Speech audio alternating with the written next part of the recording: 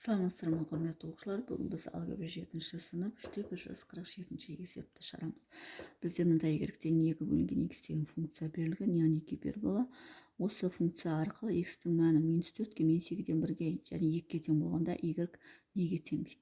Ендеше орнына қойып шығарайық. Бірінші x тең -4 болған кезде, яғни x-ің орнына не істейміз? -4-ті қоямыз. Y тең 2 бөлінген -4 болады. Мынау қысқарып межеде 1 межеде 2 қалады, сонда y деп отырғанымыз -2-ден 1-ге тең. Яғни бірінші y1-іміз 2-ден 1 болады екен жауабы. Екінші x тең -2-ден 1 болғанда y тең 2 бөлінген -2-ден 1.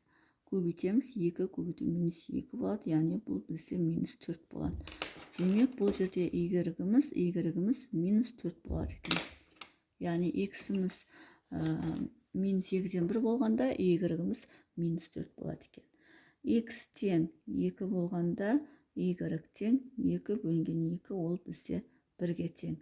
Демек, y-іміз 1-ге тең. Сонда біріншісі -2-ден 1, екіншісі -4, y тең 1 болады екен. Бұл бізде x-тің мәндері белгілі болған кезде.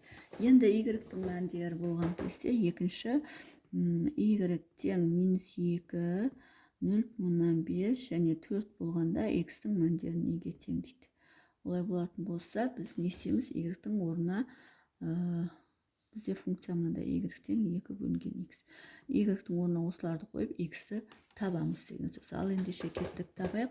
Бірінші y тең -2 болған кезде y-тің орнына қойық -2-ні, сонда 2 бөлінген x болады. Бұл жерден пропорция бойынша -2x тең 2 болады, x тең -1 болады. Демек, бірінші y-іміз -2-ге тең болғанда x-іміз -1-ге тең болады екен.